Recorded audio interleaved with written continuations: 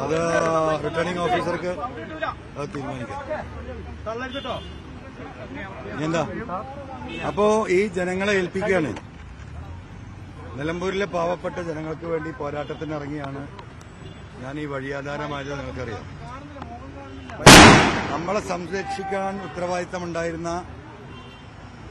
ഈ പിണറായിസത്തിനെതിരെ, കുടുംബാധിപത്യത്തിനെതിരെ ഈ നാട്ടിൽ അജിത് കുമാറും സംഘവും നടത്തിക്കൊണ്ടിരിക്കുന്ന ഏകപക്ഷീയമായ അഴിമതിയും കൊള്ളയും ഫൈനടപ്പിക്കലും തുടങ്ങി നിരവധിയായ വിഷയങ്ങൾ, മലയോര മേഖലയിലെ കർഷകരുടെ വിഷയങ്ങൾ, പാവപ്പെട്ട മനുഷ്യര് അടിച്ച് ചവിട്ടിക്കൊല്ലുമ്പോ 10 ലക്ഷത്തിന്റെ ചെക്ക് എഴുതി വെച്ചിരിക്കുന്ന മന്ത്രിയുള്ള നാടാണ് നമ്മൾ. വയനാട്ടിലെ നമ്മുടെ സഹോദരിയെ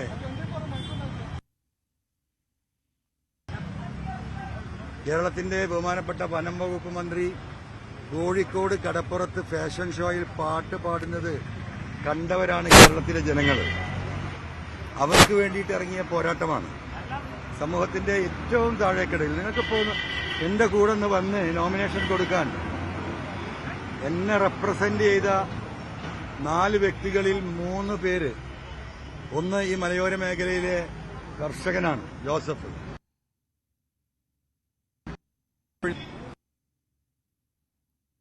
കൊടുത്തുന്ന ഒരു സഹോദരനാണ്. 4ാമത് എന്റെ കൂടെ ഉണ്ടായിരുന്നത് CPM-ന്റെ മുൻ ഏരിയ സെക്രട്ടറിയും വഴിക്കടവ് ഗ്രാമപഞ്ചായത്തിന്റെ കഴിഞ്ഞ വർഷത്തെ പ്രസിഡന്റുമായ 4 ഈ നാട്ടിലെ സാധുക്കളാണ്. ഒരു 5 വർഷം ഗ്രാമപഞ്ചായത്ത് പ്രസിഡന്റായ ഒരു വ്യക്തി ഇന്ന് ലോട്ടറി വിറ്റ് ജയിക്കുക. സുഖു, നിങ്ങൾ മനസ്സിലാക്കണം. ഒരു പഞ്ചായത്ത് മെമ്പറായാൽ മോട്ടോർ സൈക്കിളും കാറുമായിട്ടാണ് പിന്നെ നമ്മൾ പലരെയും ഇവിടെ കാണുന്നത്. ഈ നിലമ്പൂർ നിയോജക മണ്ഡലത്തിൽ, ഈ മണ്ഡലത്തിലെ ഏറ്റവും വലിയ പഞ്ചായത്തായ വഴിക്കടവിലെ 5 വർഷം പ്രസിഡന്റായ സഖാവ് സുഖു ഇന്ന് വഴിക്കടവ് പഞ്ചായത്ത് ബസ് സ്റ്റാൻഡിൽ ലോട്ടറി വിറ്റ് ജീവിക്കുകയാണ്. ആ സഖാവാണ് എന്റെ കൂടെ വന്നിട്ടുള്ളത്. നിങ്ങൾ മനസ്സിലാക്കണം. അപ്പോൾ ഇതാണ് ഇതിന്റെ വ്യത്യാസം. എന്റെ വിയർപ്പിന്റെ മണം എന്ന് പറയുന്നത് ഈ നാട്ടിലെ പാവപ്പെട്ടവന്റെയും ഈ ചുമടെടുക്കുന്നവന്റെയും ഈ ഭാരം വലിക്കുന്നവന്റെയും ഈ കർഷകന്റെയും ഒക്കെ മണമാണ്. ആ മണം ഇന്ന് അവർക്ക് സഹിക്കില്ല. പിണറായിയുടെ പക്ഷം നിൽക്കുന്ന, പിണറായിസത്തിന്റെ ഭാഗമായി നിൽക്കുന്ന ഉന്നതരായ മന്ത്രിമാരുടെയും നേതാക്കന്മാരുടെയും വിയർപ്പിന്റെ മണം അദാനിയുടെ മണമാണ്. അത് സുഗന്ധമാണ്. ആ സുഗന്ധം പരത്താൻ അദാനിയിൽ നിന്നും പണം വാങ്ങി ഈ പറയുന്ന മരിമോനിസവുമായി ഈ നാട്ടിലേക്ക് ഇറങ്ങിയവർ ഒരു ഭാഗത്തുണ്ട്.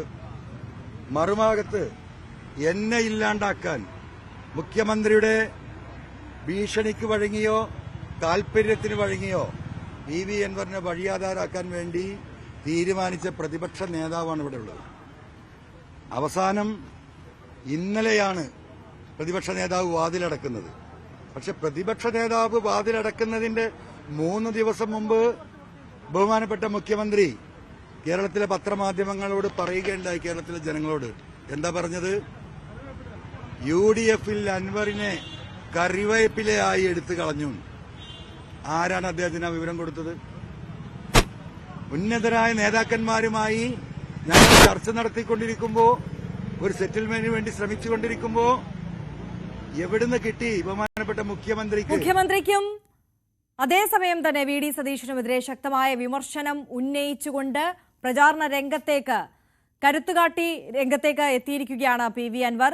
റോഡ് ഷോ പ്രകടനമായി എത്തി ഇപ്പോൾ നാമനിർദ്ദേശ പത്രിക സമർപ്പിച്ചിരിക്കുകയാണ്. അതിനുശേഷം മാധ്യമങ്ങളോട് സംസാരിക്കുകയായിരുന്നു. നിലമ്പൂരിലെ സാധാരണക്കാരായ ജനങ്ങൾക്ക് വേണ്ടിയാണ് തന്റെ പോരാട്ടമെന്ന് പറയുകയാണ് PV അൻവർ. മറ്റൊരു വാർത്തയിലേക്ക്